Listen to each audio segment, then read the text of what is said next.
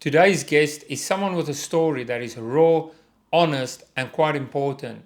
Chris Booth, he grew up in Telford and he delved deep into a life of crime. He openly talks about how 6 minutes of decisions turned into 15 years of prison time. But he's turned that pain into purpose, speaking openly, positively, and giving back through his story. While I'm tattooing him today, we'll also be digging into parts in his journey that most people never hear. Here it is, guys. Enjoy the show. Chris, welcome today, mate. Thanks for coming, and it's lovely to have you here. Nice one, Dean. Thanks for the invite, brother. Yeah, I'm looking forward to today. It's going to be a good one. We've got an awesome tattoo that we're going to do here, the Word of God. If you want to just talk about maybe just briefly about this tattoo we're doing for you. Right, so this tattoo is the armour of God. So with the armour of God here, we have the helmet of salvation, we got the shield of faith, the sword of the Holy Spirit, which is God's word, the breastplate of righteousness, and then there would be some shoes that your feet fixed firmly to the piece, which is God's word and the gospel. But I feel that we all got them shoes on every single day in here, haven't we? So, or we should do. Yeah, but yeah, it's going to be an amazing tattoo, brother. So let's start with that phrase that everyone mentions, the 6 minutes for 15 years. I've heard you say that before. Okay. If you can just take us back and explain, what exactly do you mean by the 6 minutes, for the 15 years? Right, so for anybody that's been in the system and has done any time, has done a bit of time, you always have a lot of time to have a thinking time. So you go through like how much money have you spent, how many houses that you might have maybe put up your nose or smoked in drugs. So then I went through all that because I'd done so much time, and then I wanted to know how much time it took me to make the decisions that actually got me incarcerated for that amount of time, Dean, And when I sat down and done the calculations to best of mind, what I could remember, it equated to maybe 6 minutes of decisions for 14 years to be incarcerated. Wow. So for them 2-second decisions, basically, an accumulation of 2-second decisions, bad decisions, I ended up in some bad places. Wow. So all in all, throughout your, say, criminal career, if I can call it that, all the bad choices you made accumulated to about 6 minutes of choices, and that ended up into 15 years into the prison system. The ones, obviously, there's obviously stuff that you don't get caught for and all that type of stuff, so that wasn't equated into the equation as well. But for the things that I got jailed for, and for the stuff that I did get incarcerated for, it just don't seem to weigh up. 6 minutes of decisions for that amount of time in jail, Dean, do you know what I mean? It's crazy. Every day. And before all of that, who was Chris? As a kid, what did you want to be before you got pulled into crime? Do you know what? I know the answer straight away. A screw. But no, I didn't. There was a time when I wanted to be the fireman and all that type of stuff, like every boy, because we all had a fireman truck toy. But I always wanted to do something in sport, Dean, but I was never, I could play football, but I wasn't the best at football. I could play rugby, but I wasn't the best at rugby. I was dreadful at tennis and all that type of stuff. But when I got introduced into boxing and my dad took me to my first club, and I got down there, I could see it was something that I excelled at quicker and faster than the rest of the lads. It was something where I knew when I went out to go for a run, and something I could be committed to and enjoy it at the same time, And then I fucked that up as well, to be fair, because I got incarcerated when I was 15. But that's what I wanted to do. And then at one stage I wanted to go in the army and do my boxing in the army, because my granddad said, let's get in the army, it's structure and all that type of stuff. When you're a boxer in there, you get looked after, you get the best clothes, you're never in uniform, you get the best food, everybody gets on with the boxers in the army and all that type of stuff. And then I pretty much didn't really go far with the boxing because, I got incarcerated when I was 15. So what happened when you were 15? What was that the first time? That was there wasn't the first time I got in trouble. It was the first time we got caught. That was basically a few of us watching too much of Juice, too much of New Jack City, all them films from the 80s that kind of like fuck your mind over and make you believe that you're able to do this and you're able to do that. At the time we didn't think that, but looking back now I know that was the case. And we decided to turn over our local post office. So we all got the fully kitted out in all the same clothes, all that type of stuff. And yeah, I went there and turned our local post office over. I ended up getting jailed for it because I was a little bit older than the rest of the lads by a couple of months. And then so my first sentence was for a robbery when I was 15. I got 2 years, got incarcerated in Brinsford. Wow. Just probably about, I'm going to say a couple of weeks before my 16th. So when everybody else was sitting down and doing their exams, Dean, I was doing my mock exams for the prison system. Do you know what I mean? Jeez, and do you think that helped you in any way, or do you think it made you worse being put in the system and not maybe, you know, being directed, somebody taking the time to talk with you to try and direct you on the right path? Do you think it kind of made you worse just putting you in there? To be fair, Dean, I did have a good support network out there. I got given every chance before they sent me to jail. So right. You get, first of all, you get all your community service, you get reprimands, your parents will get bound over to pay cash if you commit further crimes. And there was countless times I was in and out the courts from the age of like 12 up to 15 where I had every single chance, you know. And I did have people around me that would have done, you know, would have been there to talk to me. I had a good family network and all that type of stuff. My mum and dad were good, loving people, and still are now. They just don't talk to me, but that's another story. But then when you get to jail, you think you've got your perceptions of how it's going to be, because we've all watched the film Scum and all that type of stuff. So you think there's going to be all sorts of crazy stuff that's going to happen in showers. But once you actually get into the vibe of it and you've actually had your first couple of fights and all that, it actually isn't that bad. The thing is, jail's a deterrent until you actually get there. And then when you get there, it doesn't become the deterrent because it's not as bad as place as what you actually think it's going to be, if that makes sense. Yeah. So it's a deterrent whilst you're not there. Yeah. But then when you get there, and you've actually, not the first couple of weeks, like I bawled my eyes out in my cell. There's a whole story to that, you know, and I got picked on because of it, and, you know, because I was missing my mum and all that. That's the truth of it. But once you get past all that, and you think it's no longer a deterrent because you're there. So then after that, then when you get out after the first time, you think, well, the worst that can happen has already happened. So you pretty much get on with your crime life, you know. Yeah, and I mean, I know like with the South African prison system, Go on. It's not really a deterrent for the guys either, you know, the ones who belong to the number gang, because inside of the prison, you know, they actually run the prison system. Yeah, they will do, yeah. And, you know, it's not a deterrent for them. You know, they don't mind going back. They've got a whole nother movement in there as well. With me, Dean, like with me being from Telford, I got put in a jail that's in Wolverhampton. So Telford is really like a small town. When you land in Brinsford, it's like predominantly Birmingham and Wolverhampton. So you had some serious lads in there that were involved with the gang culture in big ways.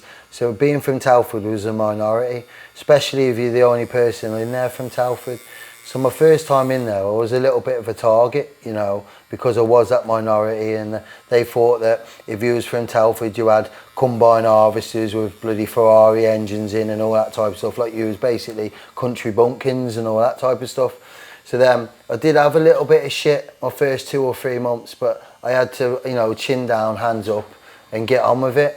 You know, I was known as Telford. They didn't even have a name by any of the lads for bloody God knows how long, until I had my first couple of scraps.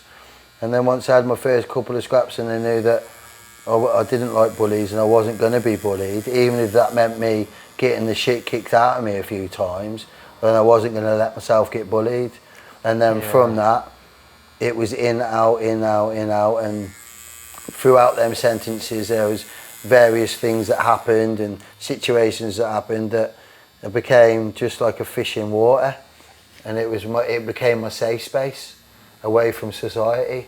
I know that sounds fucked up, but that's actually how it was, Dean. And if you could go back to the fork in the road, that first wrong turn, where would you stop yourself and say, okay, no? When I got involved with Class A drugs. Is that where it started for you? How old were you then? Not the crime. Yeah. With the crime. Just doing the drugs. Yeah, the drugs. It was the drugs that messed everything up, because with crime comes money, and with money comes addiction, and with addiction becomes chaos and carnage. Not just to yourself, but with everybody else around you. You know, it's not just yourself that you're destroying. It's all your family, your friends, your relationships. You know, everything gets destroyed. And that was the main turning point that changed my life completely. That's the truth of it. I'm not here to come here and give you a load of shit. The truth of it is that addiction was the main thing that I would change. You know, don't get me wrong, I wouldn't have gone down the crime road and all that type of stuff. But now, I'm kind of thankful for the addiction, and I'm thankful for the life that I did lead. Yeah. Because I gained awareness and understanding along the way. And which drug, which was the main drug that you got addicted to? My main drug was crack cocaine. Right. Yeah, so this is how it started with me. I've got to put this out there, it wasn't straight away smoking like stones. What it was, was we'd start with the weed and that when I got out and was like 17 and all that. And then we'd go and do the mushrooms, we'd done the rave scene. Then from the rave scene, then it became the cocaine. And then from the cocaine, we realised that you could wash it up and do all this type of stuff and make it into a hard rock. And then from the hard rock, you have to test the product. And then from that first day that I tested the product, it was game over for me. Wow. You'll get a lot of people that don't admit to, you know, actually touching that drug, Dean, when they actually do it behind closed doors, and you know they don't see no wrong in it. But you know, that's not me. Like, I'm here to tell you that is the thing that fucked my life up, without a shadow of a doubt. It took everything away from me. And how did you pay for it at that age? Because cocaine's very expensive. Yeah. So how did you support that habit? So we'd be going out. At the start, we were selling product. So we would have been selling crack. We would have been selling browns, the B's and whites. Then from selling it basically slipped up on that first rule: don't get high on your own supply and all that type of stuff. And then from that, then a couple of us ended up getting incarcerated to go into jail for, you know, 5 and 6 years for intense supply and all that type of stuff in the very early 90s. And then the crime then ended up being like drug-related crime, so we'd be turning over people that are selling the product themselves, and then from them we would go into just like your basic, not basic, but high level, like thieving and stuff like that, you know. Just basically just crime and more crime, and you have to cause a lot of chaos and a lot of carnage to be able to, you know, sort out a habit where you're spending thousands of pounds worth a week. That's where the whole selfish thing comes in with the addiction, ain't it? You know, that's what happens. I feel comfortable talking about it, but if I was to say to you that I still don't feel a way that I was that person, then that would be me chatting a bit of shit to you, Dean, do you know what I mean? Yeah. So, but I am comfortable about speaking about it these days, because like, I believe ownership's a big thing. So if you fully own the way that you've been and all the rest of it, it stops other people owning it and try and take it to a table and add a few more ingredients, do you know what I mean? Yeah. So ownership is key, like. So in Telford at the time, how was the atmosphere like? Would you say crime is something you chose, or is it something that chose you?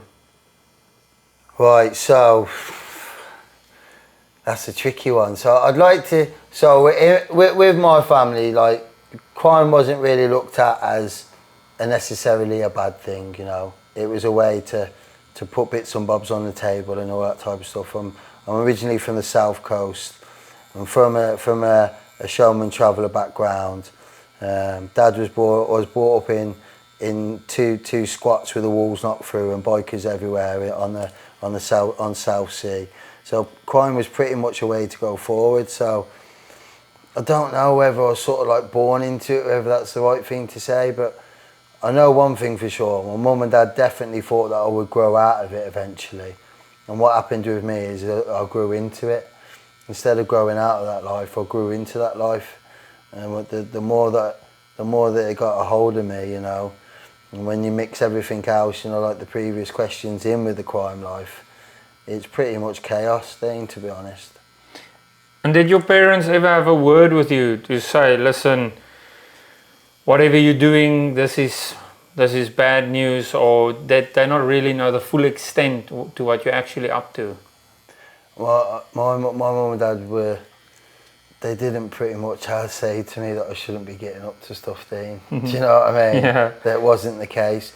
When they did start chipping in and like started to like have a massive opinion on how I was living my life, is obviously with the other side of it, the addiction side of it.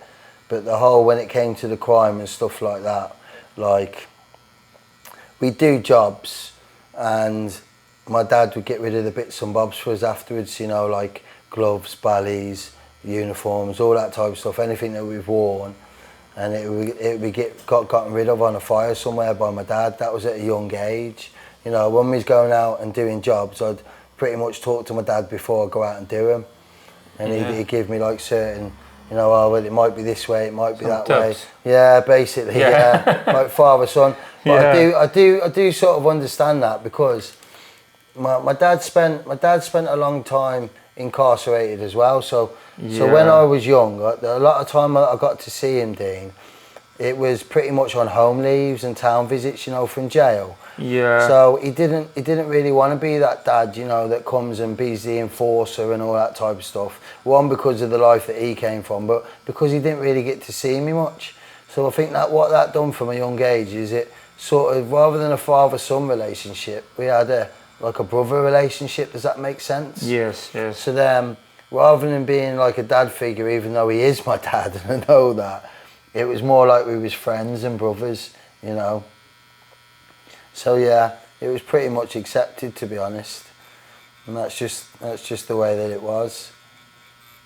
I don't know whether it's right or whether it's wrong, but one thing I do know 100% is, like, when I do talk about that, I wasn't from a broken home where there was no love. I was blessed in that way. You know, there was nothing but love in my house. You know, I wasn't from a family where my dad used to beat me up, my mum used to beat me up. There was no addiction in my house. Those were all my own choices, you know. But when it comes to the crime, Dean, it was definitely accepted as it's just something you get up to. Do you know what I mean? Yeah.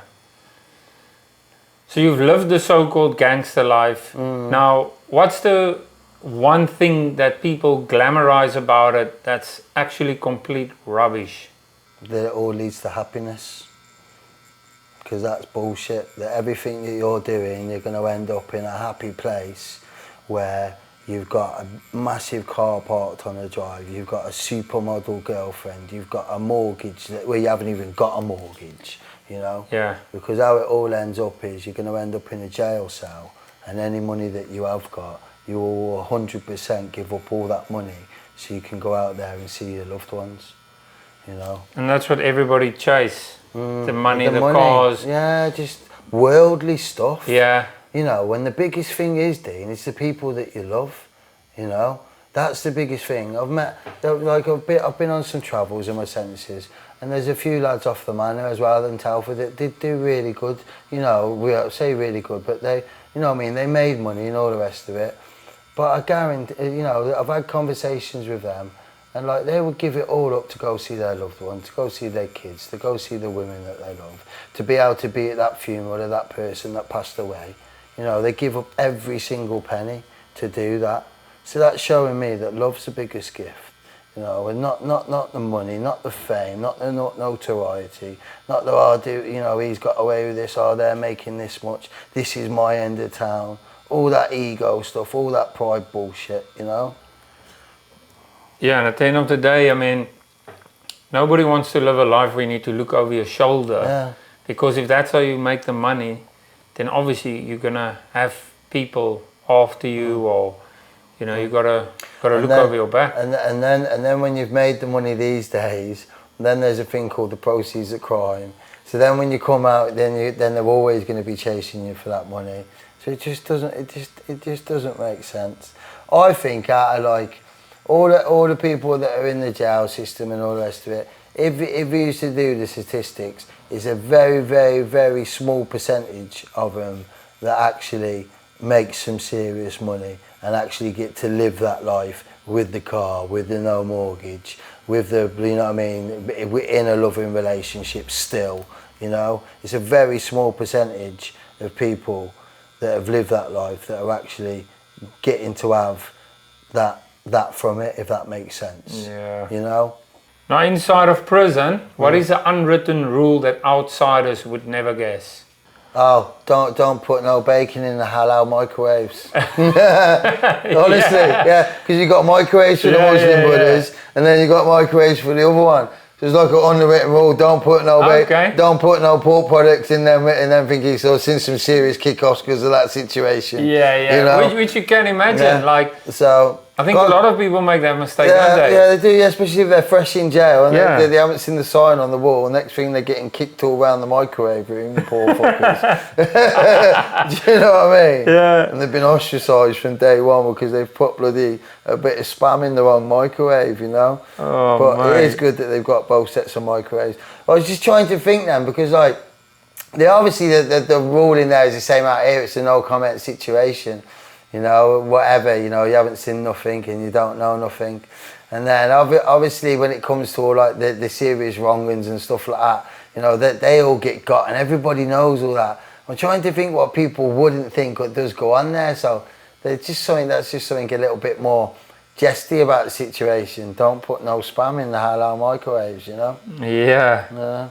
So would you say there's a fair mix of different religions and races in the prison, or is there one number who's higher than the rest? Or I'd say there's always a big community of Muslims in there. There's always a big community of Christians in there. You've always got a lot of Sikh brothers in there. But then when it comes to different parts of the world, there's a lot of Albanians, there's a lot of Polish, there's a lot of Eastern Europeans, there's a lot of Jamaican lads, African lads, white lads. It's literally everyone.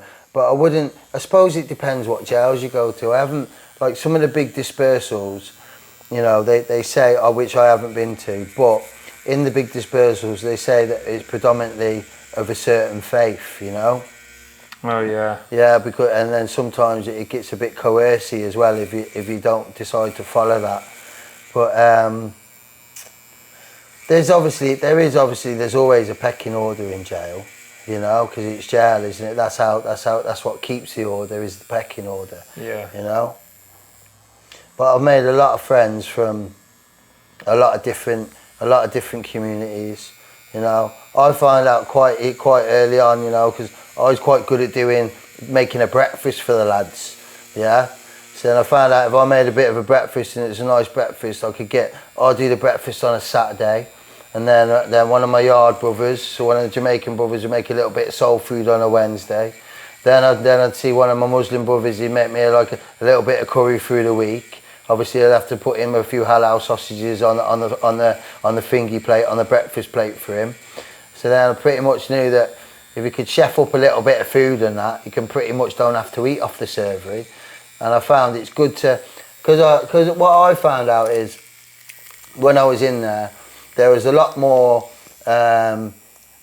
Polish people coming in, Romanian people in the system now, and I thought, imagine if I was with my English language and I was in their jail, and I couldn't speak their language, and I'd pretty much feel lost, wouldn't I?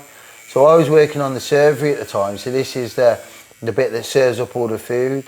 So I'd like to find out how to say hello and is the food nice in their language. So you know when they did come through, Dean, I could at least say hello to them in their own language. You know, if there was the only like Romanian or Polish person or whatever on the wing, Ukrainian, Lithuanian, Vietnamese.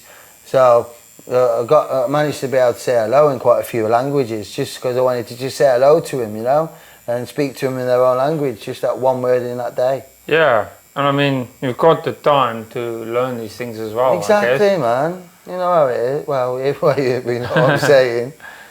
What is one sound, smell, or rule or habit that still lives with you till today from prison?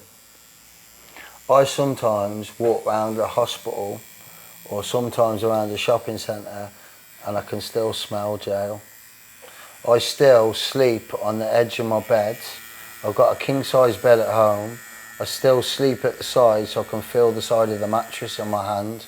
That's how I become comfortable, you know. I still eat my food like I've never been fed before because they always used to dish up the tea time meal at the same time as it was gym. So you'd have to eat it quick to make sure that you got to gym, you know. There's loads of stuff, absolutely loads of stuff. And how was the food? Well, like I just said with the food actually wasn't too bad. You know, it's not slop and all that type of stuff. But if you can find something that you're good at, so you might have one of the lads that can make a good cake, you know? If he makes a good cake once a week, he can cut that cake up into 8 pieces, gives that cake to 8 people, them other 8 people can chef up a food. It might be soul food, it might be curry, it might be a breakfast, it might be some sort of stew. But if he goes to the right people and they get some of these people, gives them a bit of that cake, then he knows he's got a meal when they cook. So if you use your brain, you pretty much don't have to eat off the servery, you know? Yeah. And I wasn't too bad at a breakfast, so... So what, are you allowed to cook your own meals in your own time? Well, you've got on association, so that would be like your free time. You've got microwaves and stuff like that. And it's amazing what you can cook up. You can make a curry in a kettle, Dean. You can make a full curry in a kettle. How would you do that? Because the bottom of your kettle is a hot plate, isn't it? Yeah. So then what you do, you get your kettle, you empty it, you've got 2 kettles.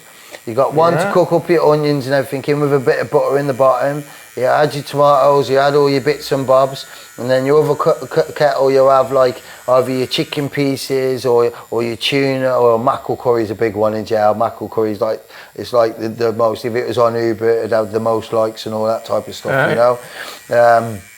And then you cook it in your kettle and then you make your rice in your microwave. Wow.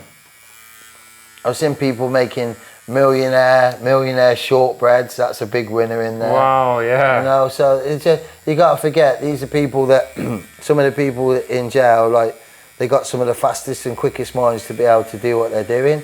You know, they're quite eccentric in the way that they think. Yeah, I've seen some amazing stuff people come up with. Tattoo machines. Oh yeah, bloody out of all sorts. You know, Yeah. I've got a little bit of chair link on me on my sides. Yeah, they're both chair links.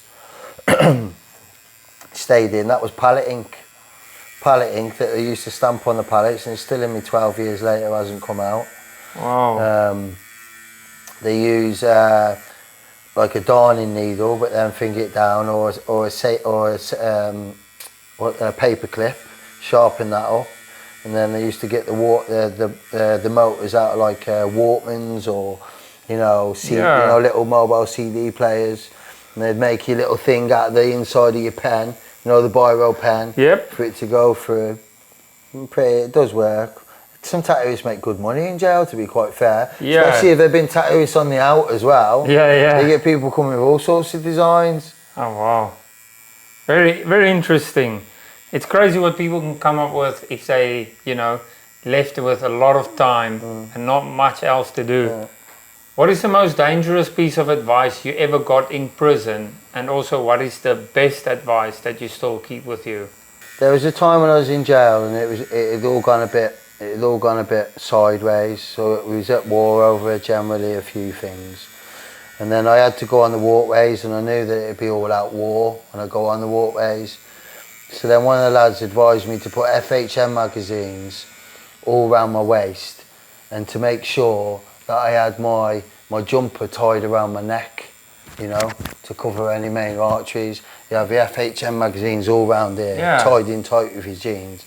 And then he knew that I'd be taking some homemade, you know, blades with me made out of like plastic knives and stuff at the time. So he told me to make a hole through them and then tie them to my hands with obviously shoelaces. So that was probably the most dangerous bit of advice that I got. But then when I went on the landing, I've still got the t-shirt at home. When the lads did try to land on me, there was a few of them. I managed to get the one of them. The FHM magazine saved me.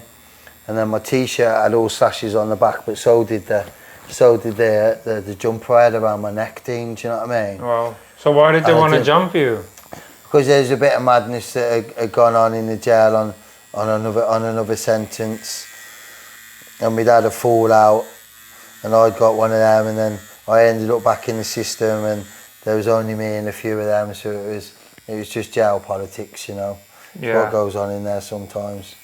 When you first stepped outside, what little moment make you think, yeah, I'm free now? Being able to walk properly on grass. I know that sounds mad, because like usually in the system where you go, you're either walking through some sort of corridor somewhere. When you go on exercise yards, you're going on tarmac, you know. You don't generally get to see a lot of grass. Or, you know, like when you're actually in the car and you're going home and you can see cars flying past you in a car and it seems like they're going about 1,000 miles an hour. That was the first time I got out. When I went jail when I was 15 and I got out when I was nearly just before I was 17. I remember being in the car and everything seeming like really fast, you know. And the smell of a good Sunday roast. Why did you decide to start speaking publicly about your story, and was there any hesitation at first?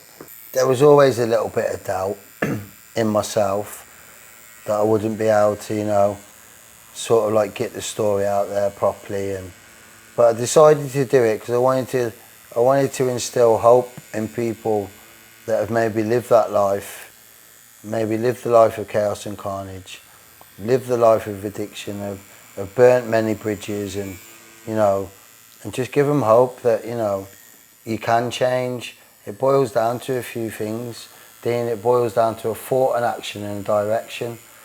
With the thought you put some action to it, and with that action you get some direction, and eventually if you choose the right thoughts and the right actions, that direction's life. Before I was choosing the opposite, the wrong thought. I was having the wrong people around me and myself, which produced the wrong thoughts, which then produced the wrong direction, which wasn't life, it was strife, you know. So I just wanted to I wanted to turn my sorrows into other people's joy. So if somehow you can educate people about the 2-second decisions and be a part of the process that, you know, instills some awareness and understanding about just how shit life can get if you choose the wrong thoughts and the wrong actions, then that brings joy to other people's lives, because it brings them hope that they're able to change, you know. That to me was a big thing, the hope that I could be a part of the process of giving back instead of taking away, brother. And I mean, you know, speaking of, you know, the armor of God and all this, you're a warrior of God. 100%. And where did this shift take place? Was it in prison? Where did you give your life to God, and what led up to you making this decision and this change? Right, so I have to rewind a bit here on the thingy, okay? Go for it. Right, let's do this. Right, so I've always been of faith. I've always been a Christian since I was a kid. You know, when we used to do the Our Fathers at school, at my old junior school, and I remember pretty much being happy and whatnot then, and being doing that. He's got the whole world in his hands and all that type of stuff. So, and then I sort of like, I went to the other side. I went to the selfish side and a bit worldly, and started sinning, and sinning leaded to major sin, and major sinning led to all sorts of bloody chaos and carnage. And then I sort of got lost for a couple of decades, to be quite honest. Every now and then I'd pray in a bad situation, you know. There'd be something coming up, I'd be at court or something like that. I'd be, oh, I need to pray. Lord, get me out of this trouble and all that type of stuff. So I wasn't really doing it for the right reasons, you know. And then I'd been going through the system for a long time, but then on my sentence before the last one, I got to jail, and I'd already been involved with a lot of fucking crazy situations throughout life. So I got to, I think, what am I now? I'm 44 now, so I would have been about 37, no, about 36. Gets to jail, just doing my normal sentence. I got a good job in jail and all that type of stuff. And there was a gentleman that came in, and he was in for, basically there was some Christians over in his homeland, and they were getting persecuted against, like they had all sorts of atrocities happening to them because they were Christian, you know, like getting like bits of their body chopped off, killed and all that type of stuff. So this man had frauded their documents and smuggled them over to England. He then got done for people smuggling. So when he came into the system, I was in one of the local jails in my area, everyone's saying when he's walking past, yes pastor, well go on. So I thought his name was Pastor, you know, like his last name was Pastor. So I took the time to speak to him on the landing, went down to his cell, and when I went into his cell, he was in a double cell, and this man was a man mountain, Dean. He's like 20 plus stone of man. I'm not talking like going gym, just bloke, 6'4", big geezer, big black geezer with like hair like Don King, you know. Gone in there, and he's in the cell, but they put him in the cell because he's never been to jail before, and basically because he doesn't know anyone, with someone that's at the time smoking something that's in the system at the moment called Mamba. Yeah, so it's like a synthetic cannabinoid. So they've got him in there. So this lad's having something that's in the system called Mamba attacks every single night. So where they have fits and that in the cells. Is it spice? Yeah, spice basically. Yeah, it's exactly what it is, spice. But in the system they call it Mamba. Yeah. So I've gone to the staff. I got talking to this bloke. He seemed right. I thought, fucking hell, man. First time in jail and that. And then he's a big old unit. And I just felt a way about him being in this cell. So I went and spoke to the staff because some of the staff in there, they're actually alright, Dean, do you know what I mean? You can have an alright conversation with them. They're not all Mr. Mackay's, so they don't all just want to lock you up and go home and thinking, fuck you. Some of them are actually like real fucking, they're half alright people. Said, boss man, you need to get him out of his cell. Says, he's on the top bunk, you look at the size of him, you've got him in there with fingies, smoking spice. Get him out of the bloody cell, man. I said, fucking, he needs a single cell. Fucking hell, baby, he's only just got here and you're after him getting a single cell, blah, blah, blah, this, that. So I had the conversation and then went to work. Come back the following dinner time. Gone down to his cell to see what's going on. Oh, what's happening, Bobby? All right, blah, blah. He's not in the cell. It's just his one geezer in there. I've gone, where's Pastor gone? They moved him up to the other spare. Gone up to the other spare and he's got a single cell. So he's got his own little bit of space. He's not bumping into this, he's not jumping off the top bunk and all that type of stuff. Turns out that his last name wasn't Pastor. He actually was a pastor in his community, and that's why everybody that did know him was calling him Pastor in the jail. So then his real name was actually Dom. So I got speaking to him a bit more, and I said, brother man, I says, what else do you like doing? Like, I says, what are you into? He says, I see everybody cutting the black man's hair. He says, they don't know how to cut hair, man. He says, I know how to cut hair properly. I can do this, I can do that, and you know what I mean. I said, all right, I'll get you some. I'm gonna go get you some. I'll see about getting some clippers. So I've done a bit of trading up. Got him some hair clippers.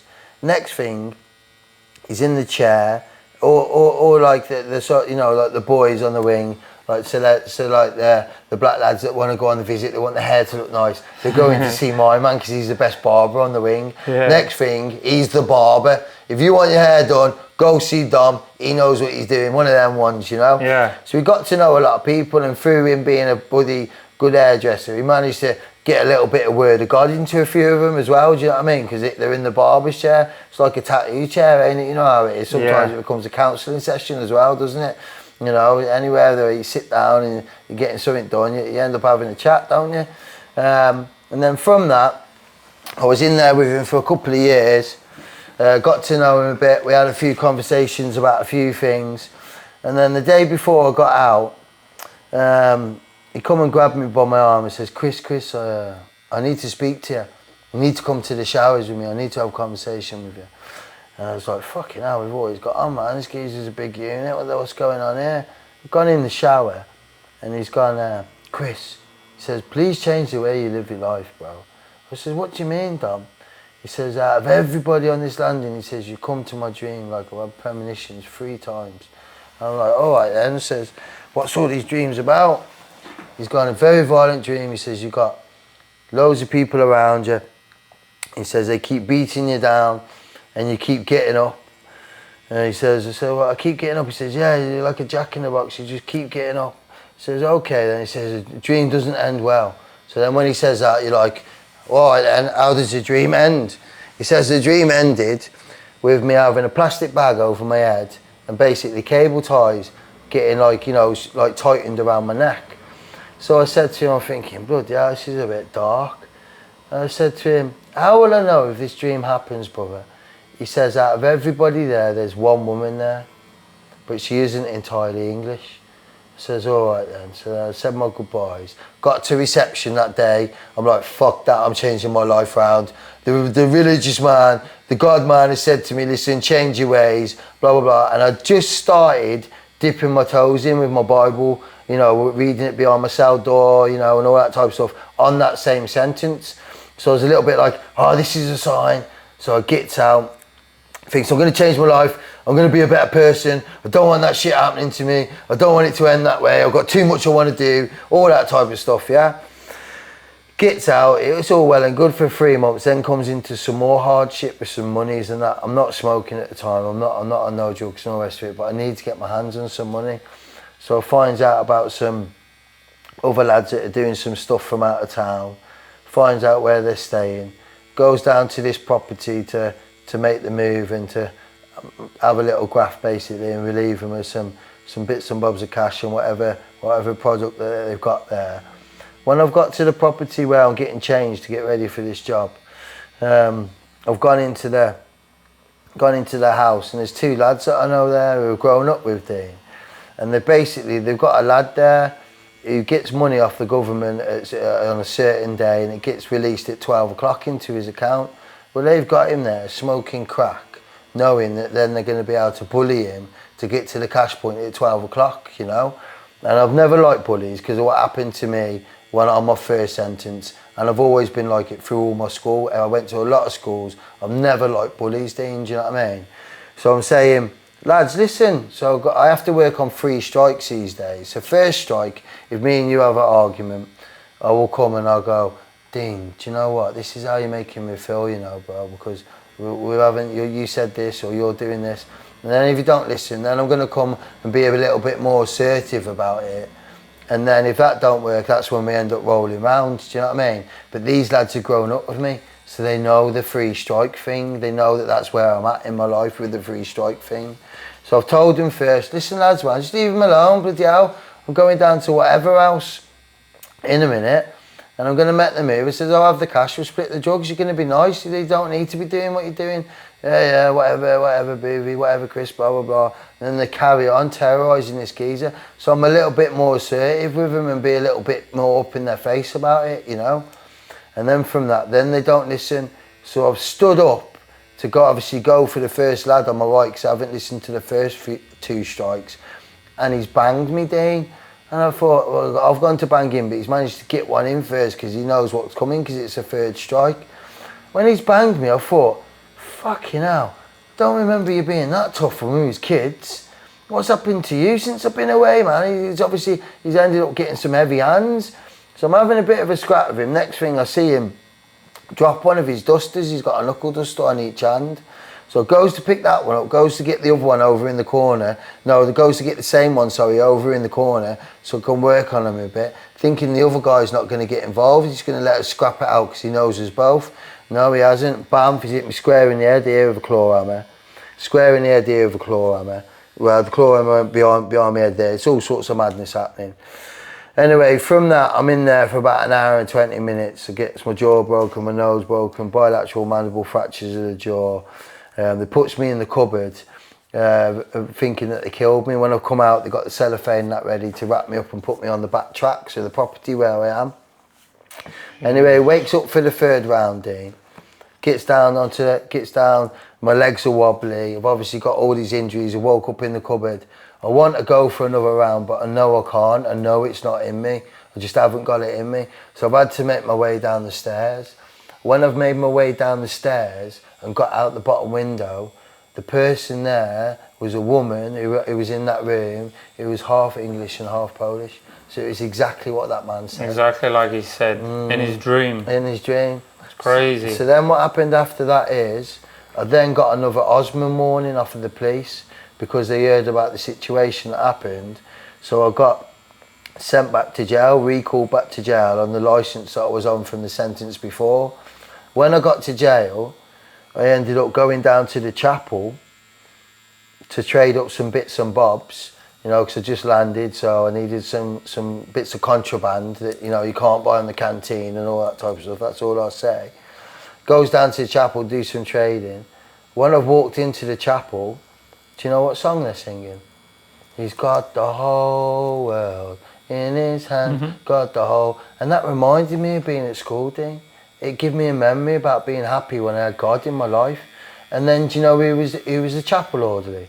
Dom. The man that I helped out, you know, the man that I showed kindness to and got the clippers and got him out the cell, who ended up being a religious man. And he could see me sat on the chair and he come up to me and said, Chris, would you like to give yourself, do you want to give your life to the Lord today? I went, Dom, you don't understand, bro.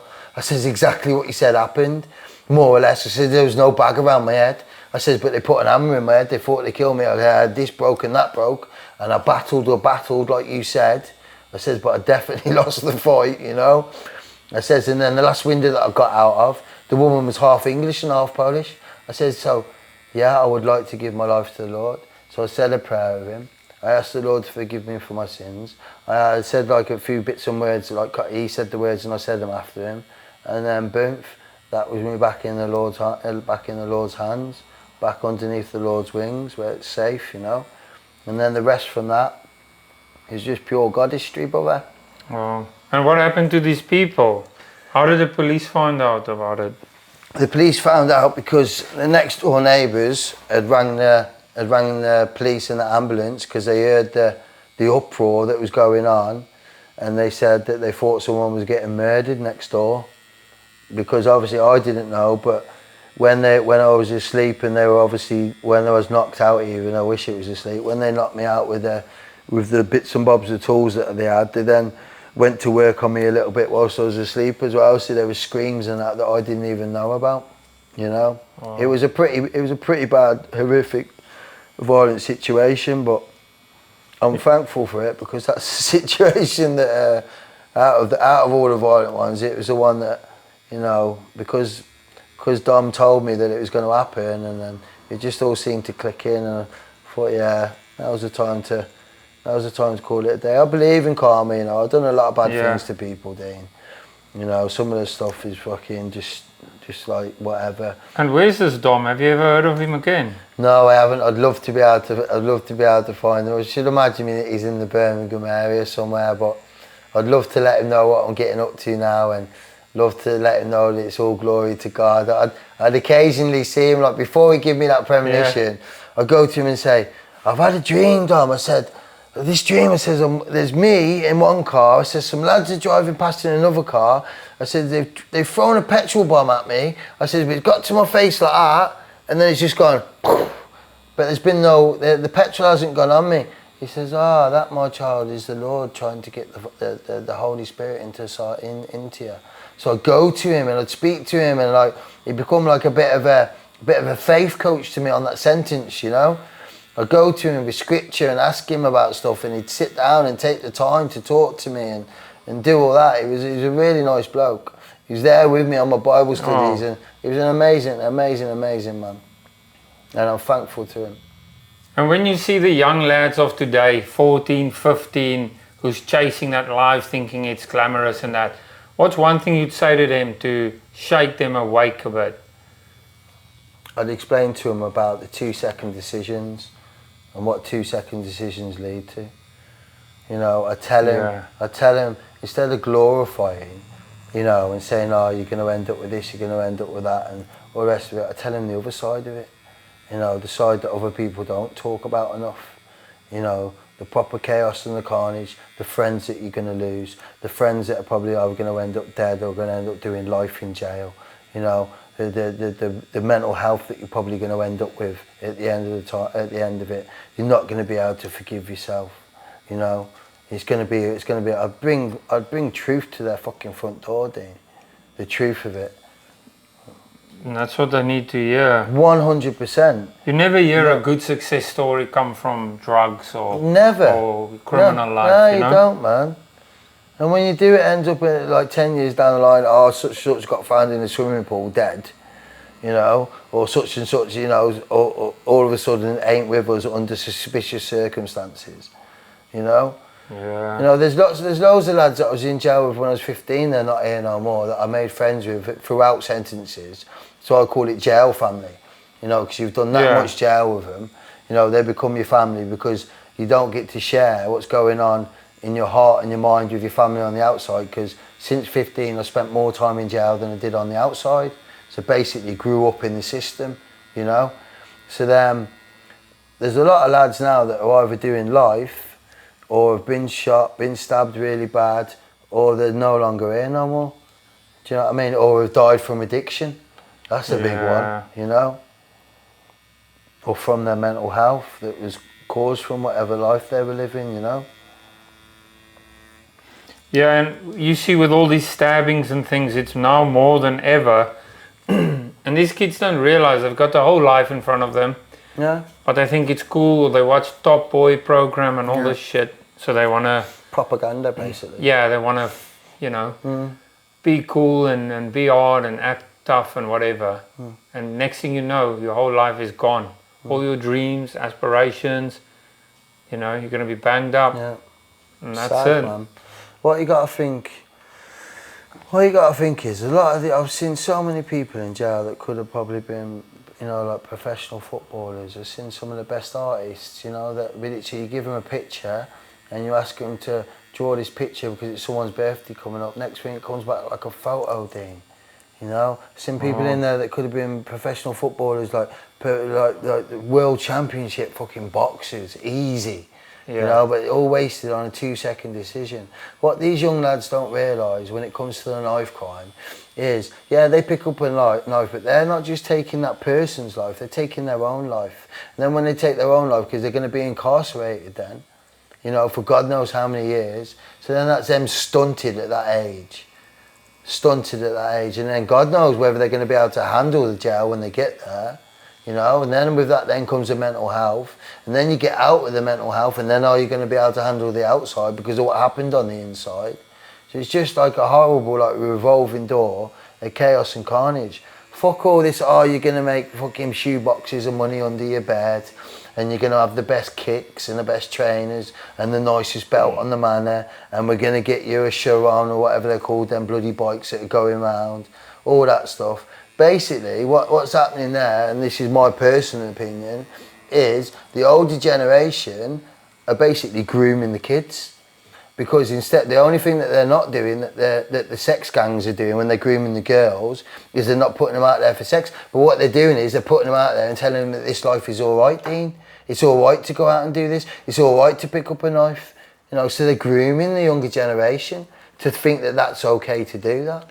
Yeah, and the young kids are easily influenced, No, man. all the flashy yeah, stuff. Yeah, exactly. They see someone with a nice watch pulling up in a nice car and he's got a beautiful girl in the bloody car seat. Obviously they're going to want that because their minds haven't grown enough to realise, you know, where that's come from, you know.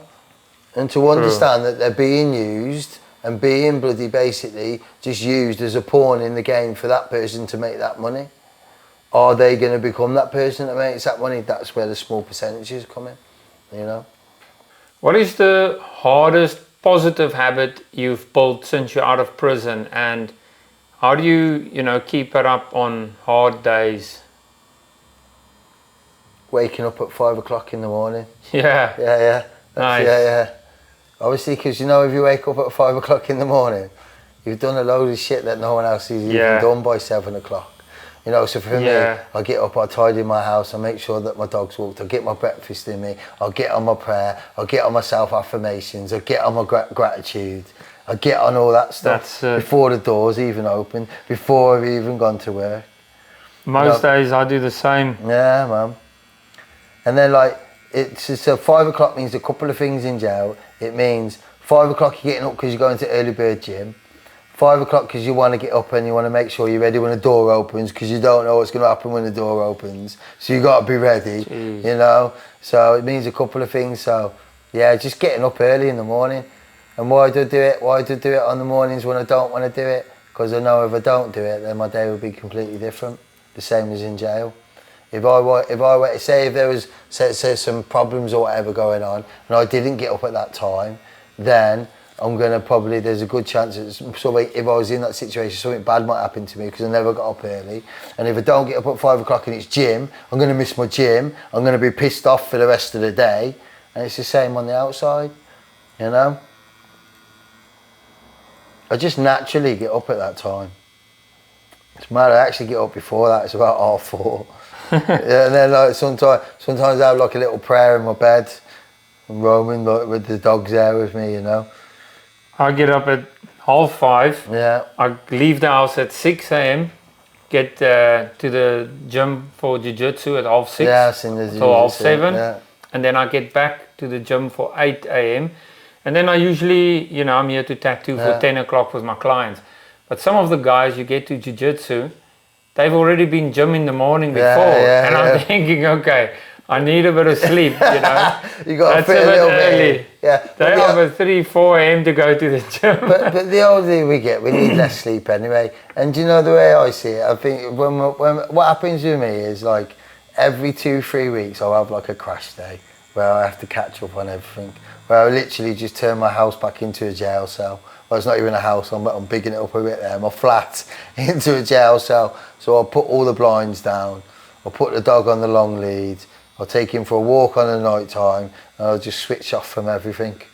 And I'll just and just turn it into a jail cell and have a me time, because that's what's sort of like programmed into me. Yeah, I think it's important to have some alone time as well. Quiet time, just you in your head. When you spent a long time in there, so your cell is where you sort a lot of problems out in your head, you know. Yeah.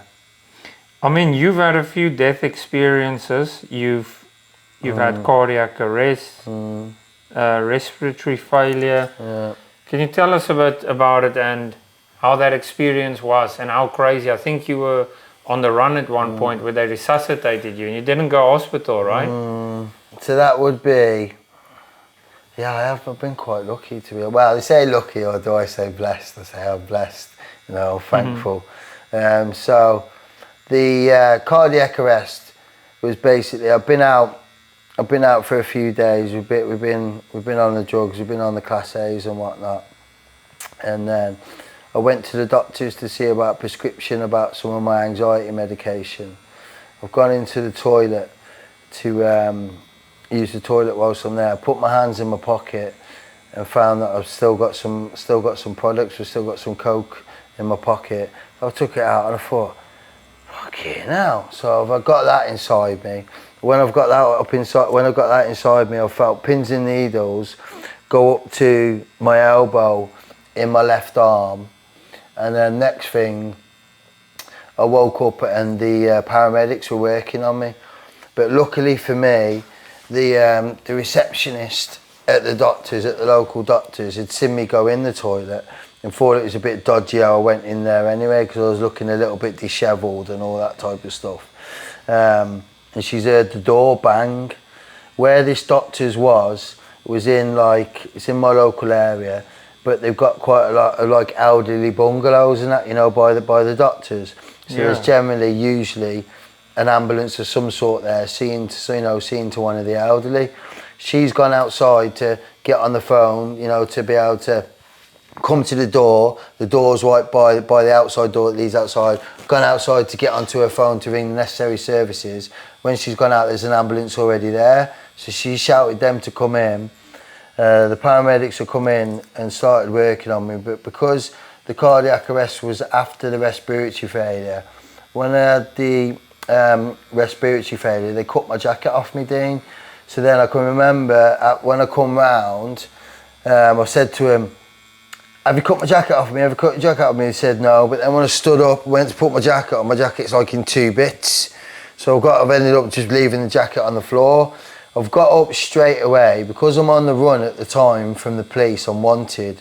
I've ended up bailing out the doctors. So I've just had a cardiac arrest. I stood up straight away. I can remember knocking on someone's door because this was October time, so it's quite cold outside. It's freezing. I've got no top on. I've got no weight on me as well because of the life that I'm living. I'm absolutely freezing. So I can remember knocking the door and saying to someone that I'm getting chased by if you just got a jumper just so I can just keep warm, just keep running, that type of thing. Managed to get to a friend's house that I know, but when I've got there, they're really worried about the situation that I'm in with my mental health in general as well, to be fair.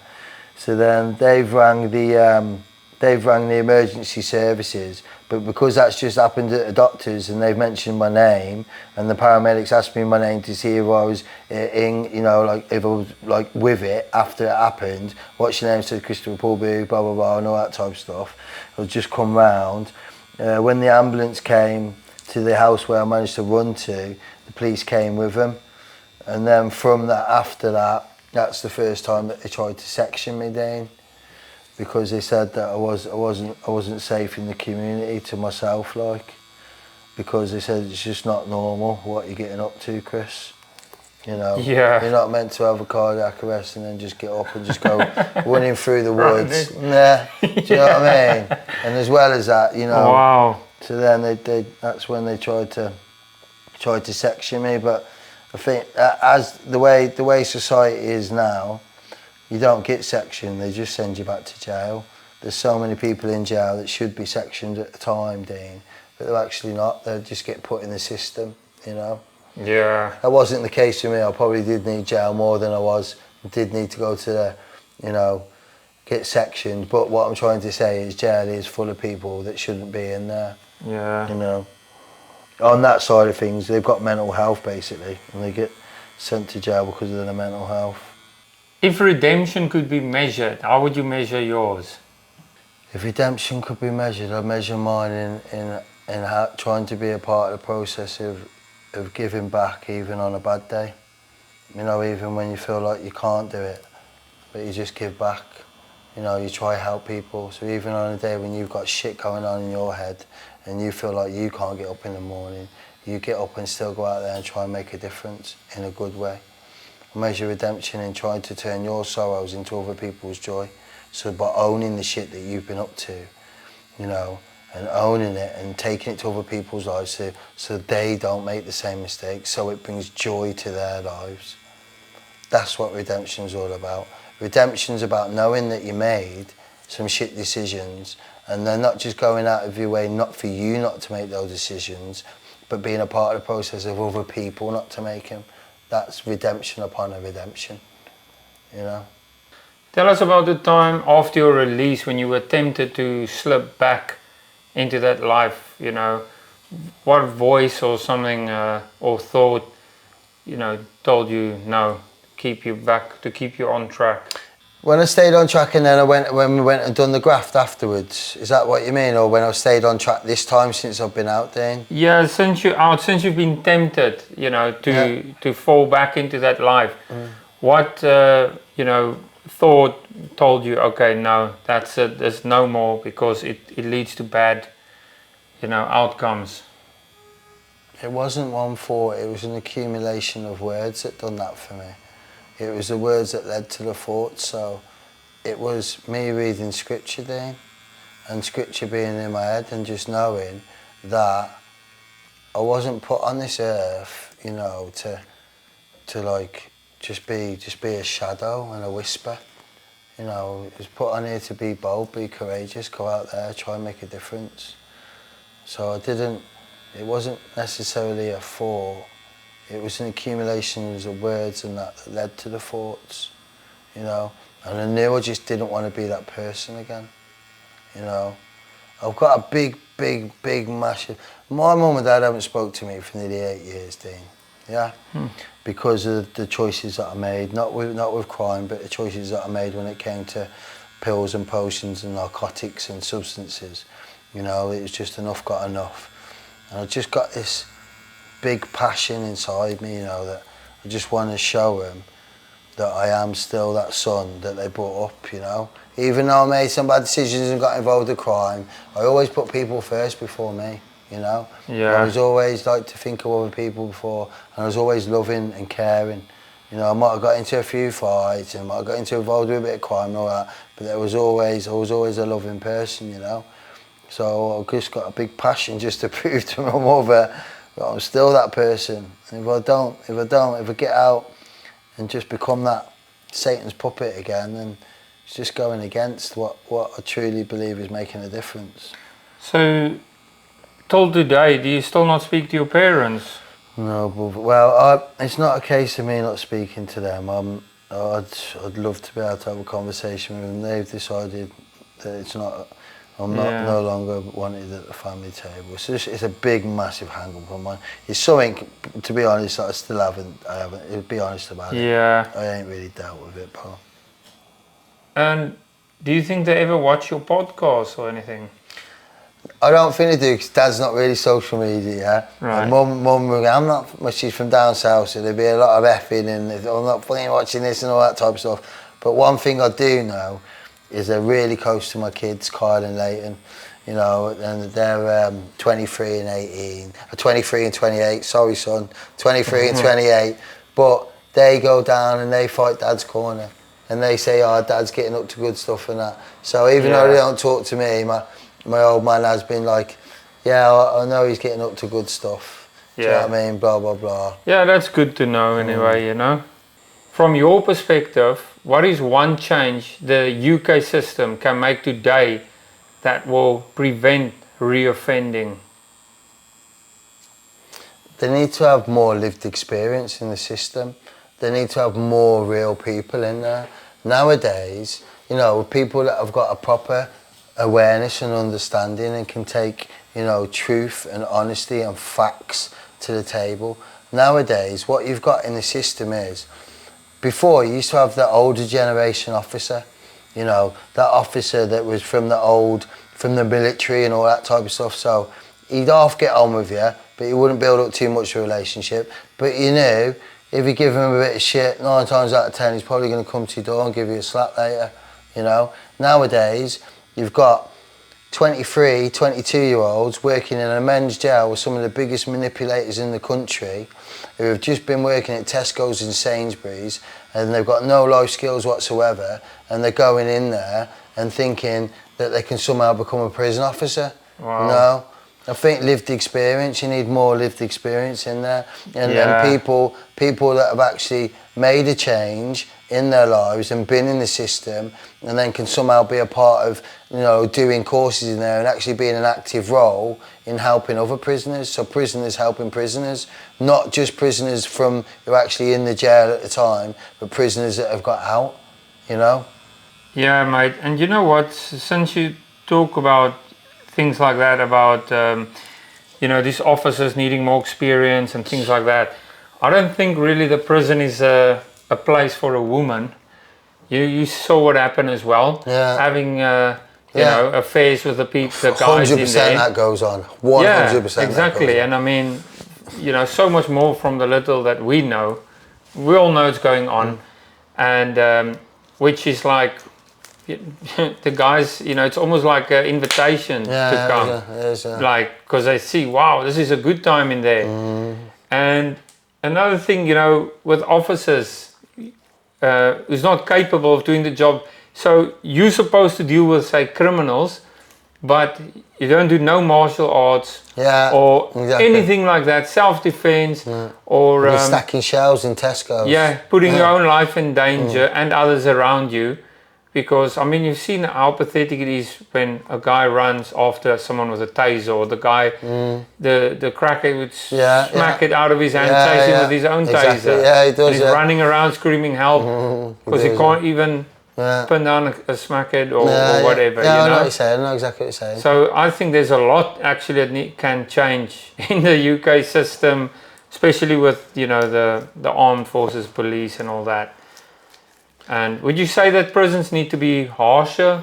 Personally, I think if so, like, there's going to be, and lads, I'm sorry for the lads that are in the system, But let's just have it right. If you went, you wasn't allowed to have your TV. If you had to sleep with one blanket and you didn't have a duvet. If you didn't have 2 comfortable pillows and a PlayStation and 5 pairs of trainers and 6 of your best tracksuits and all that. If you went there and they stripped you down, you had to wear the shittiest clothes and you didn't have a TV and you didn't have no stereo and you was given shit food, it'd be a different situation.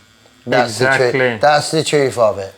Yeah, exactly. It's madness. It is like madness. you say, if it's so nice in there and PlayStation and all this and that, I mean, it's I'm crazy. not here to take anything away from the lads because, like, I know how it is in jail. Them comforts are nice, you know. Yeah. But if the lads were sat there, you know, if there's any lads that are watching it that have been in the system, lads, you know what I'm on about. Yeah. If we had to go to jail when we went back to jail in the 90s and we had a little stereo on the wall, it was completely different. You didn't want to fucking. It was a little bit more of a deterrent. So if you never had the stereo, you never had the PlayStation, you never had your bloody Gucci tracksuits in your 5 pairs or whatever trainers and your thousands of pounds on your account to spend on your canteen, it'd be a different situation. If you didn't go down and get your jerk chicken, peas and rice and it was bread and water and all that shit, it would be a different kettle of fish in jail, you know. It'd be different. 100%. And the thing is, you're just saying it for how it is, you know. Yeah. We all know it. Not to take away from anyone's comfortability or whatever in prison, but we all know conditions need to be harsher. There's no point going to prison and it's a jolly old good time, PlayStations and all the nice food and all this shit and banging, you know, the wardens and hanging all out the back of the women officers. I know, Yeah, exactly. I mean, I can tell you right now, South Africa prison for some people is a massive deterrent, right? Because in there, if you're not a number, if you don't belong to the gang, you'll be raped and abused and all that, and it's not frowned upon for the men and that to sleep with the other men. And the sad thing is, youngsters might go in there with a very short sentence for theft or whatever, but they get caught up in the system because they don't want to be sexually abused and that. So then to become a number, you're gonna first have to do something, a duty, like stab that prison warden or stab that other inmate or, you know, member.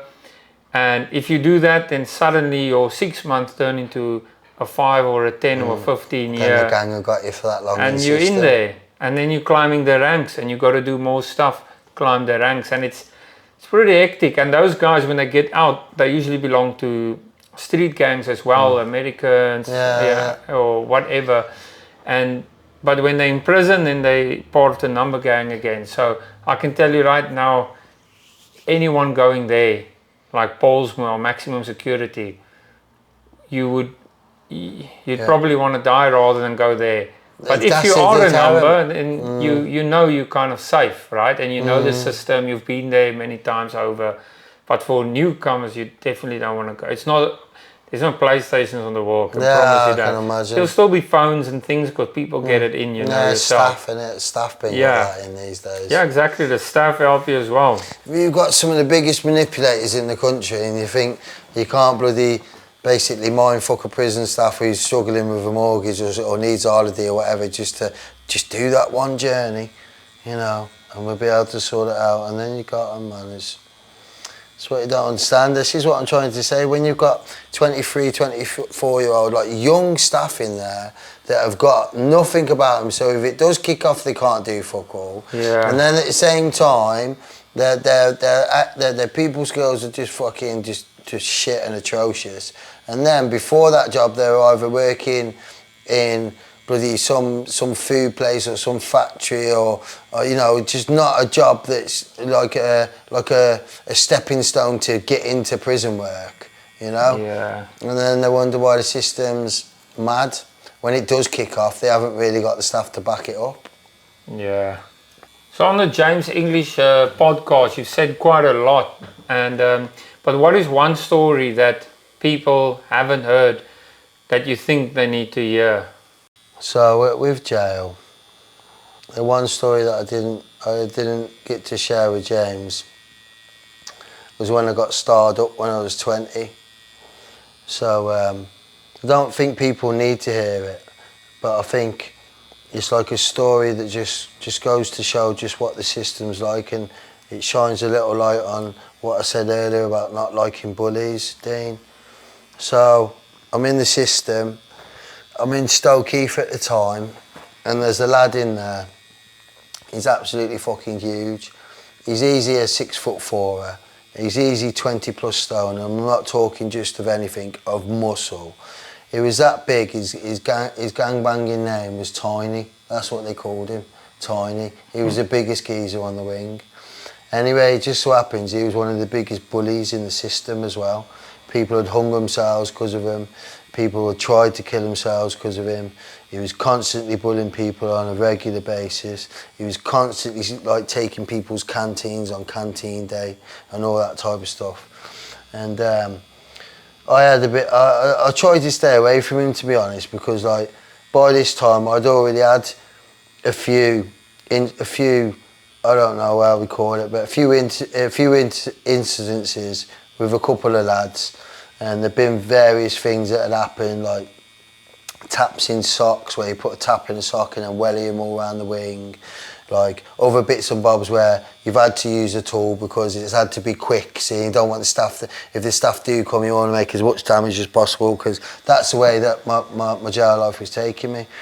So I've gone into the showers, and at the time we've all got if you buy something off the canteen, if it's like some sort of toiletry, generally you're all getting the same toiletry, Dean. So at the time it was Lynx Africa. It's when it just came out, yeah. And so if you bought a Lynx off the canteen, everybody got the same one, Lynx Africa. So then someone got a different one. He's like, oh, I'll trade that. I'll give you 5 of my Africas for that one because it's a different one. You know, one of them ones.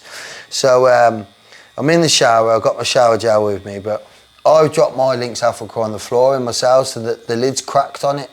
So I get naked in the shower, turns round, and my shower gel's not on my towel. So I'm looking around, checks my towel, and that sees if anything's in there. And there's no shower gel there. Looks in there, and this Tiny's in the shower with 2 of his mates. So I've looked at Tiny. I've gone, hey, Tiny, he says, I think you got my shower gel. Well, obviously don't want to kick off in the shower. I'm naked, there's 3 of them, there's 1 of me. One of them, it's just a bad situation. So I tried to make some jest out of it. Oh man, you picked up the wrong shower gel. I said, it's my shower gel. He's gone, how do you know it's your shower gel, dickhead? He says, we all got the same ones. He says, no, I says, look, if you have a look on the lid. I says, I'll have a crack on the lid. I says, I dropped mine on the floor, bro, man. I says, chuck it back, man, I need to have a shower. And so he's looked at it, he's gone, oh yeah, he says, you're right. Looked at the lid, gone to chuck it, but then he's kept it in his hand, turned round to the geezer on the right of him, poured, like squeezed some of it out, turned out to the geezer, his other mate, on the left of it, squeezed it out, and then chucked me the empty thing back. And they were all laughing at me in the shower. So anyway, I've gone to my cell, and at the time, I'm OCD now, so I've got like all my shower gels are in line, all my noodles, if I've got 4 tomato, I have to have 4 curry, they have to be next to each other. And then I had like a pyramid of pot noodles, so it was like 6 on the bottom, then it'd be 5, 4, 3, 2, 1. It was like a triangle in my pad. It's like, I suppose, like a jail ornament, but it was pot noodles. I can remember getting my gel cup at first, and it was a little plastic cup, they're only little blue cups, if anyone that's been in this system will know what I'm on about. So I filled it up with cold water, and I chucked it up my wall, and I'm thinking of the size of him, and I'm thinking, there's not enough water there to cover him, Dean, do you know what I mean? So then what I've had to do then is, I've had to empty one of my pot noodles because it's a bigger cup. But I can remember leaving the noodles on top because I didn't want to disappoint, I still wanted it to look like a triangle. So instead of the pot noodle being on top, it's just the noodles. And then I put some water in that, I chucked that up my wall, and I thought, that's enough water. I'll be able to get him now. So then I put about this much sugar in the bottom of it and about 20 jam sachets. Why I'd done this is the day before that he seen me in the shower, it was canteen day. And I had this mate from Cambridge, and he was one of the funniest lads on the wing. But he also, like a lot of people got on with him, but he also liked to ring his mum, and he was a bad burnhead, so he liked to smoke tobacco. So we got into debt with this Tiny, and it was canteen day, and I could hear him saying, oh, I can't wait till canteen day. Tiny says I'm allowed one on my phone card so I can ring my mum, and he loved ringing his mum. He's literally one of the smallest lads on the wing as well, but he's hilarious, so everybody liked him. Everyone likes a jester in jail, do you know what I mean? Yeah. So comes to canteen day, next thing I seen Tiny walk past him and just snatched the bag out of his hand, told him to get in his cell, he ain't getting no fucking phone cards, blah, blah, blah. Next thing, this lad's a couple of doors down from me, I walked past, I had to see a lad that I get on with, he's on his bed crying because he can't fucking ring his mum, Dean. And then that same day, canteen day it was, sorry, is when the shower incident happened. So I thought, fuck this, I'm not having this, man.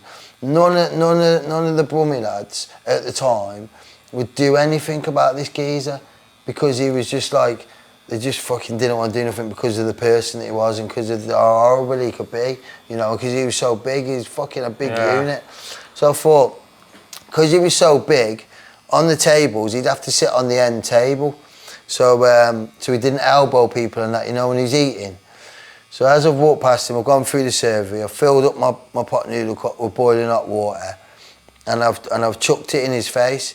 But I didn't know this at the time because it was the first time that had happened. At the first, when the water lands on you, there's a shock, so they don't actually make a sound for maybe half a second, you know, because it's like that. Yeah. So then for that half a second, I'm thinking, was the water hot? Is this man indestructible? It's true what people are saying, he's fucking dangerous, man. So I'm thinking, shit, so I've had to go in, I've had to uppercut him 3 times. You question it, don't you? Because it's a shock, man. He's in shock, you don't know. So I've uppercutted him 3 times, and at the time, because I'm on GOAD, but they've let me out to go out for my dinner as like a treat. I've got these shoes on that are called pimp shoes. They took my trainers off me. They've got a hard bottom on them. So I've uppercutted him, he's ended up going on the floor, and then he's ended up having 27 lines in his head and like whatever from where I've been kicking him just because his skin's thingy. The staff haven't seen me throw the pot noodle. So what happens is, when they restrain him, they just think I've hit him. So when they restrain him, because he's a big lad, what they do first, they restrain your head, then your hands, and then your legs. Try to get it done, but your head's the first thing to get. So a woman's staff's come in. If you imagine she comes in, and he's on the floor, so she's got her legs up with his head there. When she's pulled her legs away, her legs are dry, his face is just had hot water, sugar and jam. The whole print of his face is on the inside of his leg. Oh, so you had the jam in there as well? Yeah, the jam and the sugar, yeah, man. It was a good bit of syrup. What do they call it? Napalm. But we just, back in the day, we just used to call it, you get hot water. But nowadays, it's called napalm. But we're from our part of, like, you know, the country, oh, you get hot water, you dickhead, and all that type of stuff. Yeah. So anyway, goes down the block, and that's when I got starred up. That's when I was 20 years old and they sent me to a men's jail. So then what happened is, when I got to the men's jail and all the lads are there, a couple of the lads looked after me because I'm 45 now. So if you imagine when I was 20, I looked probably, I don't know, I looked young anyway. So to be landing in a men's jail, luckily it wasn't like your bloody jails. I did know the lads and they were all like, make sure he gets more potatoes, make sure he gets on the gym list, you know. Do you need anything on canteen? Do you need this? Do you need that? And they looked after me, but, you know, I didn't get to share that with James, you know. And I think that was like a big thing for me because that's when I ended my first time in men's jail. And then, do you know what I realised when I got to a men's jail? Yeah. The jail wasn't as hard as what everyone says. Yeah. Really, because it's when in the young offenders, when you're having to go through, and if you're the minority, you then have to have a lot of fights to then not become the majority, but to become accepted and to know that people can't fuck you about.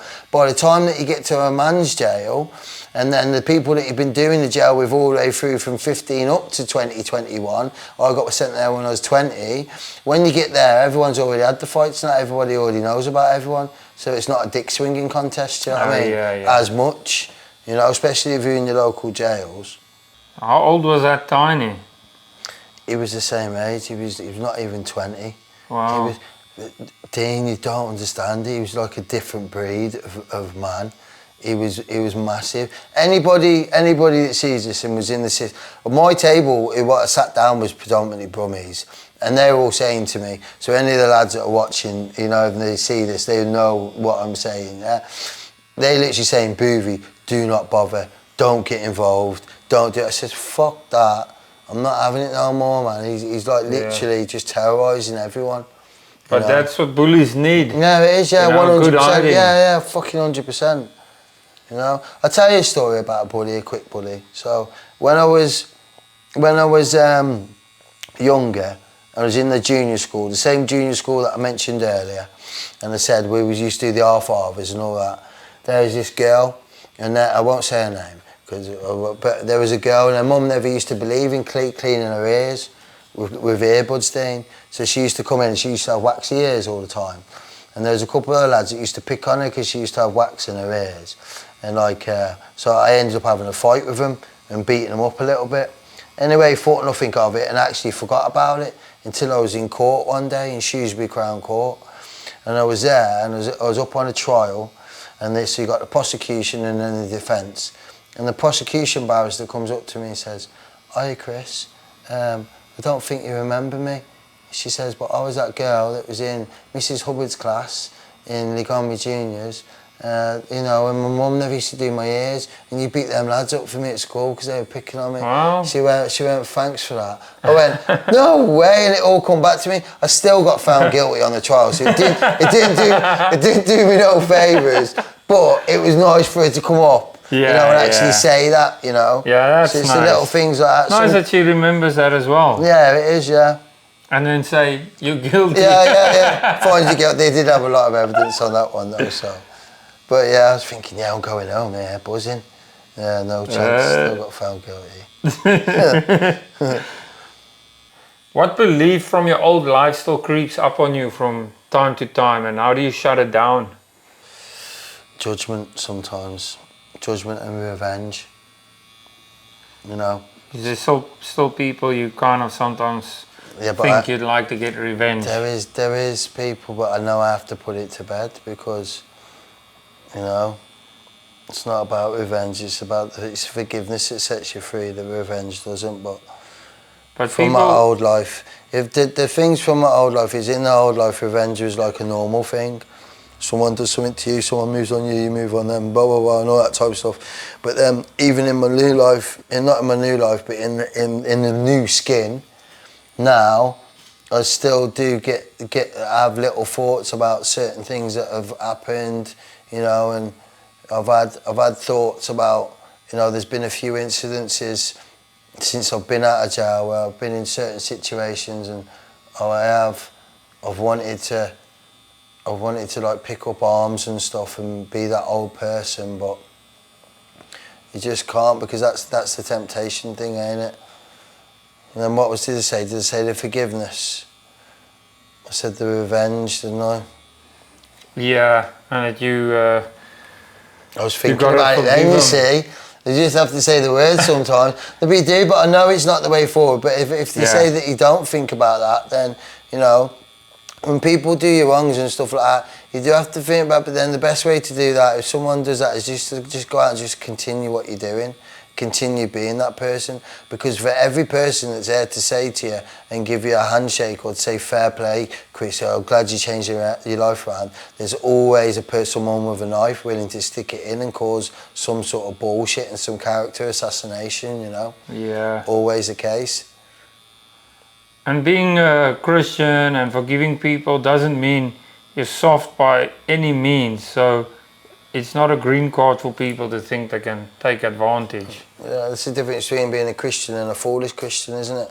Yeah. It also says in Scripture for us to be bold, be courageous. Yeah. You know? So if someone, and it also says that we're at war with what we can't see and not what we can see, the prince of principalities. So the way you see it, if someone wants to bring some of the devil's work to the door, then you've got to be God's warrior, haven't you? So looking forward, what is next for you? And you know, how can people also support you in that going forward and people, you know, behind you and stuff? Right, so going forward, so we've got a men's mental health company called The Breath of Life, so we create safe spaces for men. So going forward, that will always be there. We will always be creating safe space for men. It's through lived experience. People go on about lived experience, but I say we're one better than lived experience, because some of us are actually going through stuff still, and still giving back. So that's better than lived experience. That's called living experience. They're living through it and still giving back. going forward, I'd like to be able to get into the systems properly, Dean, and be able to have an assembly of people in front of me and be able to speak truth, be honest, tell them about the chaos, tell them about the carnage, and just be that guy that can go there and instill some hope, faith and belief that change can happen, but, you know, also with, you know, where the life can lead you. You know, that type of stuff. Going forward, just being able to do stuff and just be a part of change, you know, being able to break those chains, rearrange them and helping people to evolve and be a better person, you know. I'm thankful that I've actually got some really amazing people around me at the moment, all the lads that are at Breath for Life, and so that's the men's mental health company, and all the facilitators that are in there. I'm amazing. I've got some amazing people on my social media as well that I've built up relationships and that with, that are there for me constantly, and, you know, offer me words of wisdom and are doing similar stuff to what I would maybe want to do. So it's surround yourself with the right people, ain't it? You know. And is there a page or something where people can look into it more? Like on Instagram? Yeah, 100%. So we've got No Judgment 81, that's on Instagram. And that's just real life stuff. There's a few bits and bobs on there of like what I've done with James English, Talking Trades and the podcasts and all that. And then on the mental health side of things, it's Men of the Breath of Life. And if there's anybody out there, it's a CIC company. So basically what comes in, we put straight back into the community. We just had one of our lads, Ryan Whitehead, run from Telford to Barmouth, 79 miles straight the way through, done it in 20 hours. He raised us £4,000. He's an amazing life warrior and got a story of his own, to be quite honest. So if there's anybody out there that wants to be a part of giving back and wants to maybe help us to be able to do something, if any ideas or anything like that, then it's more than welcomed. Or just give us a like and just give us a follow and support us. That's enough. Just a bit of support as well, you know. We could probably as well, in there, at the moment we're going down the road because it's men's mental health, and I look at sometimes some of the lads need a bit more help than what we can give them with the support for the professional help. But what happens if we had some professional help that was on board that isn't doing it for money, they're doing it because it's the right thing to give back and could give us some of their time. Do you know what I mean? That would be a great help, Dean. That's great. And we'll also put the links and everything down below the video in the description. And as well as your profile, so people can reach out to you and, you know, maybe they want to talk about their own experiences. Yeah, and 100%. You know, someone like you've lived it. And, you know, sometimes it helps to hear from somebody like yourself who's, you know, who's walked the road. Nice one, Dean. So, and is there anything else you wanted to say as a last word, maybe to youngsters or anybody else? Yeah, it boils down to a few things, and I think those few things is, first it starts off as a thought in your head, and then that thought gets, you know, it ends up being an action, and then that action ends up being a direction. And so have the right thoughts, have the right actions, and take the right direction, which is life. Surround yourself with the right people, and if it don't produce fruit, chop it off and chuck it in the fucking fire. God bless. Great advice. On that note, man, I'm gonna greet you, love and leave you. Nice one, brother. And thanks so much for coming on my show. I really appreciate it. Thank you, Dean, man. Thank you for the opportunity, brother. Yeah, it was lovely to have you, man. I really enjoyed it. It's been great. And yeah, we'll reveal the tattoo afterwards as well. How's the tattoo feeling, by the way? It's all right. It's going to be amazing. I just like the word of God, truth, faith. It's all on there. Awesome. Creative. Nice one. Nice one, brother. See you later. Ready to ignite the night. Feel the spark. For the dreams ignited.